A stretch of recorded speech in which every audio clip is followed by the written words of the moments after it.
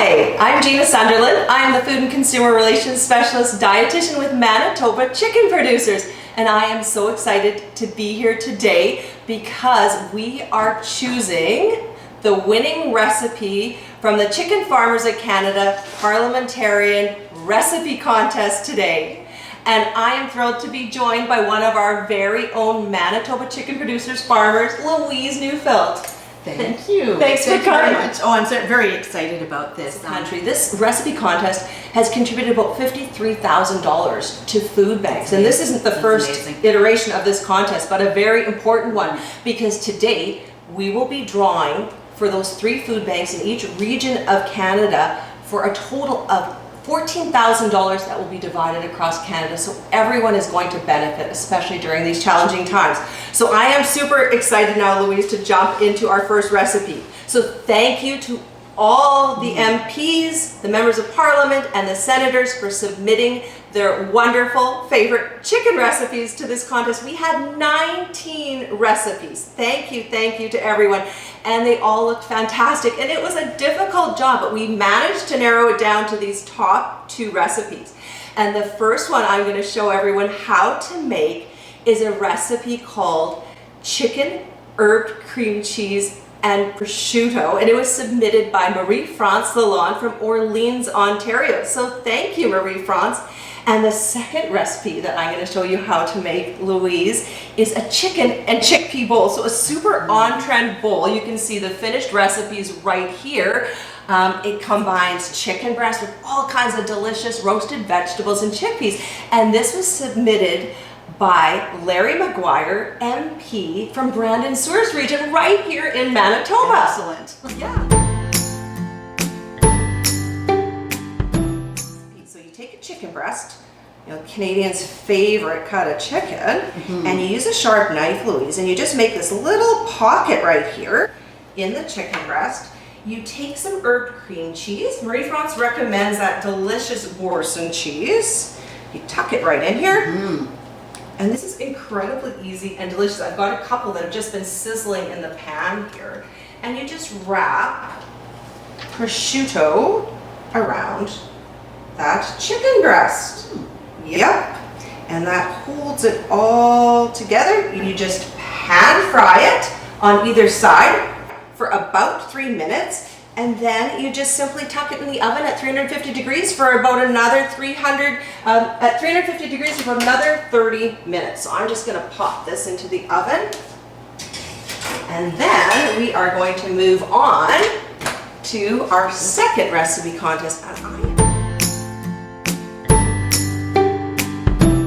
So the way this comes together is you use a can of drained chickpeas. I'm just going to add that to the bowl here.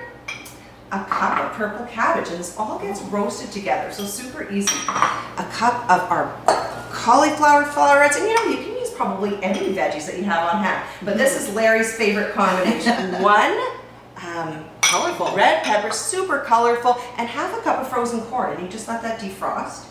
You give that a mix.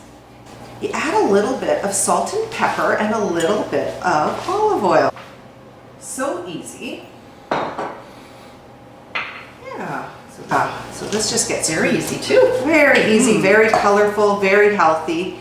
And this just gets poured out on a baking pan. And while this is roasting at about 400 degrees for about 15-20 minutes, so as you can prep your chicken breast.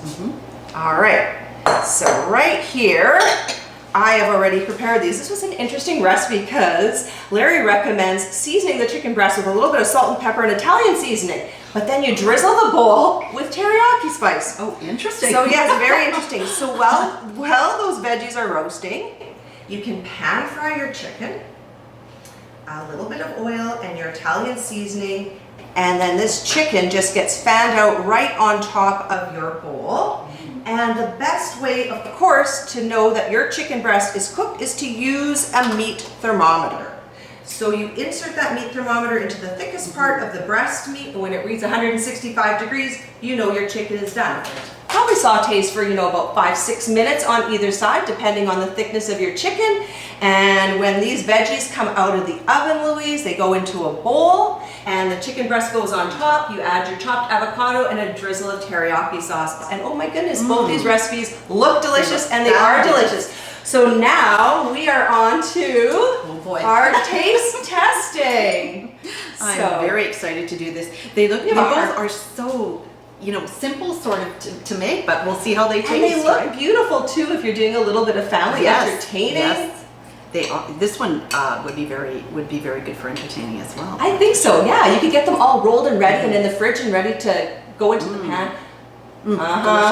Delicious, right? So easy and so delicious. That's what we love. Chicken is so versatile, right? It really truly is. I love cooking, and I often do chicken for guests. Of course, so do I. Because it's so delicious. Yep, just can't beat it, right? And both of these are gluten-free, which I appreciate as well. Good point. Yeah, so it makes it really flexible for so many people, right? Now I'd love to taste everything, but I am going to taste for sure the chicken. Okay. Oh boy. I know you've got a really tough job here, Louise. You do. They're both delicious. Really delicious. I like the simplicity of this. It's elegant. It is elegant. It would be really great to have for company, I think. Yes. I love the healthiness and the color of this one. My eye is kind of drawn to this one a little bit because of the color. Right. And if you're going to ask me to pick, which is very difficult, because I'm going to be serving both of these for sure in my home. Oh, I will be too, guaranteed. I would have to go with the bowl. The bowl. I think I do. Just it's just. There's so much there. Yeah, bowls are super on trend too, and I think the beauty of the bowl is you get all your veggies, right? And chicken and vegetables go together great. Both of these recipes are terrific. So you have selected the winner, Louise. Thank you. So the winning recipe was submitted by Larry McGuire, MP from the Brandon Source region. So hometown.